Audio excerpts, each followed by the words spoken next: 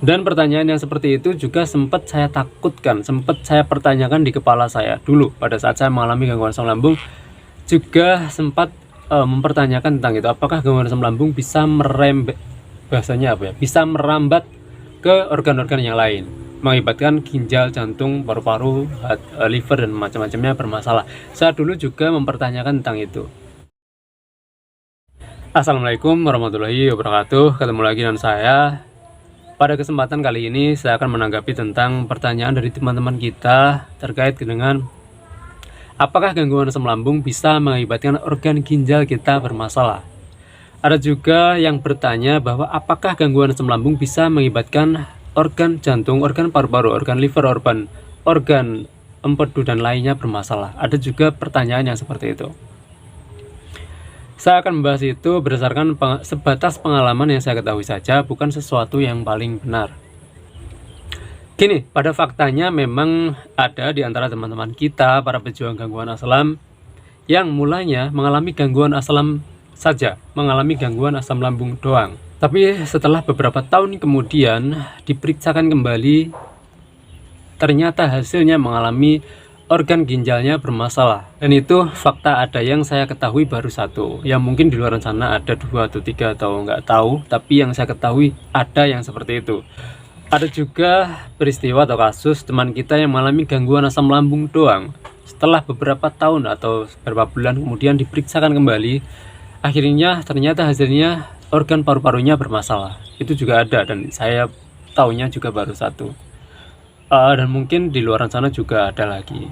Dan pertanyaan yang seperti itu juga sempat saya takutkan, sempat saya pertanyakan di kepala saya dulu pada saat saya mengalami gangguan asam lambung, juga sempat mempertanyakan tentang itu. Apakah gangguan asam lambung bisa bahasanya apa ya? Bisa merambat ke organ-organ yang lain, mengakibatkan ginjal, jantung, paru-paru, liver dan macam-macamnya bermasalah.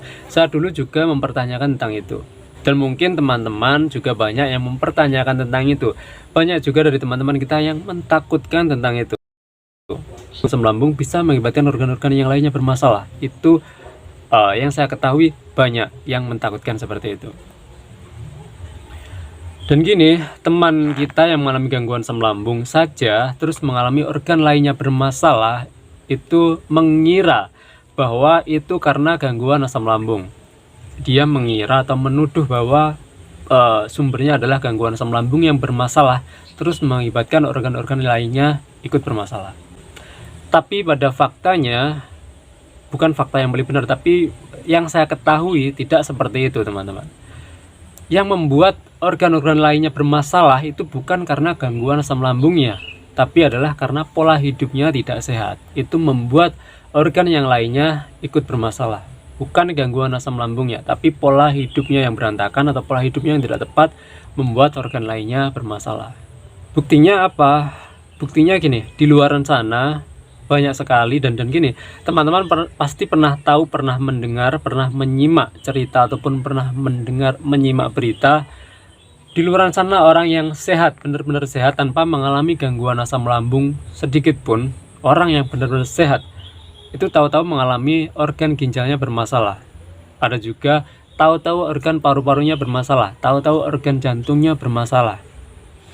Dan kasus yang seperti itu lumayan banyak, teman-teman tentunya pasti tahu. Padahal dia tidak mengalami gangguan asam lambung sama sekali, tapi faktanya bisa mengalami organnya bermasalah. Tapi walaupun tidak mengalami gangguan asam lambung, bisa mengalami organnya bermasalah. Itu kenapa ya? Karena pola hidupnya tidak sehat, pola hidupnya berantakan atau pola hidupnya tidak tepat. Jadi orang sehat sekalipun ketika pola hidupnya berantakan, pola hidupnya tidak sehat, maka lama-lama akan mengalami organ-organ tubuhnya juga akan bermasalah. Suatu saat nanti ketika menerapkan pola hidup yang tidak sehat terus-menerus, maka lama-lama mengalami juga. Jadi kita para pejuang gangguan asam lambung memang berpotensi mengalami organ-organ kita yang lainnya ikut bermasalah. Memang berpotensi, ini hanya potensi, bukan pasti, itu enggak, hanya berpotensi. Tapi bukan hanya pejuang gangguan asam lambung saja, tapi orang sehat tanpa mengalami gangguan asam lambung pun juga berpotensi yang sama mengalami organ-organ yang lainnya bermasalah suatu saat nanti. Kita memiliki potensi yang sama bahwa suatu saat nanti kita bisa mengalami organ kita bermasalah suatu saat nanti.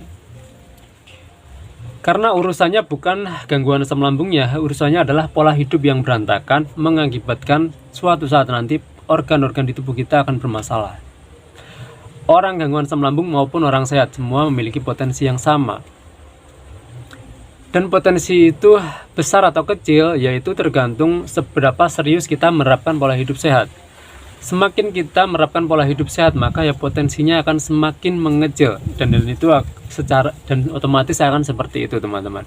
Semakin kita menerapkan pola hidup sehat, maka potensinya akan semakin mengecil, dan begitupun sebaliknya, semakin kita menerapkan pola hidup tidak sehat atau pola hidup yang berantakan, maka ya potensi kita akan semakin besar. Potensi kita mengalami organ kita bermasalah itu akan semakin besar. Dan kita terus menerapkan pola hidup yang berantakan, terus menerus, lama-lama potensinya menjadi besar dan meledak. Akhirnya kita beneran terjadi mengalami organ kita bermasalah. Tapi balik lagi, itu karena pola hidupnya yang berantakan, bukan karena gangguan asam lambung kita. Jadi walaupun kita sekarang ini mengalami gangguan asam lambung, terus kita sadar setelah itu mempelajari tentang pola hidup sehat dan menerapkannya, maka ya lama-lama gangguan asam lambung kita akan sembuh, dan bahkan potensi-potensi organ kita yang lainnya yang berpotensi mengalami sakit atau mengalami bermasalah itu juga akan mengecil potensinya. Ya karena kita mengalami atau menerapkan pola hidup sehat. Jadi semua organ kita yang berpotensi mengalami bermasalah itu tadi, potensinya bisa mengecil. Tapi sekali lagi tidak bisa hilang total, pasti hilang total gitu nggak bisa. Yang namanya hidup, walaupun kita sehat, jika ditakdirkan suatu saat nanti mengalami sakit, ya kita akan sakit juga. Cuman ketika kita menerapkan pola hidup sehat, maka potensinya akan semakin kecil dan terus mengecil. Dan begitupun sebaliknya, ketika kita menerapkan pola hidup yang berantakan, maka potensi yang kecil pun itu akan semakin besar, dan bahkan bisa meledak, dan bahkan bisa terjadi. Bukan hanya potensi, tapi terjadi. Ya karena itu tadi, pola hidup kita yang berantakan. Jadi teman-teman, bagi para pejuang gangguan asam lambung yang sekarang ini mungkin mentakutkan tentang itu, teman-teman tidak perlu takut, teman-teman tidak perlu khawatir, karena memang kita semua berpotensi mengalami organ kita bermasalah suatu saat nanti, tapi bukan karena gangguan asam lambungnya, tapi karena pola hidup kita yang berantakan. Jadi daripada pikiran dan waktu kita gunakan untuk mentakutkan tentang kaitannya dengan itu, lebih baik waktu dan pikiran kita gunakan untuk mempelajari tentang pola hidup sehat. Dan tentunya bukan hanya untuk kita pelajari, tapi setelah kita pelajari tentunya harus kita terapkan, harus kita aplikasikan di kehidupan nyata kita. Bukan hanya kita pelajari doang, tapi kita aplikasikan, kita jalankan beneran di kehidupan nyata kita. Kita terapkan pola hidup sehat, maka potensi kita mengalami gangguan organ-organ kita bermasalah akan mengecil.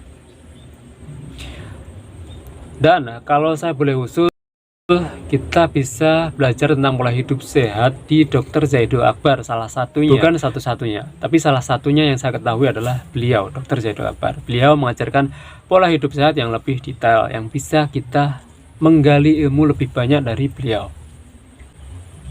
Dan tentunya setelah itu kita praktekkan, kita nyatakan di kehidupan nyata. Jadi sekali lagi teman-teman tidak perlu takut, tidak perlu khawatir. Yang perlu teman-teman lakukan adalah mempelajari pola hidup sehat dan juga mempraktekannya. Saya kira itu dulu. Selalu ingat satu hal, selalu bersyukur pada kondisi bagaimanapun kita saat ini. Assalamualaikum warahmatullahi wabarakatuh.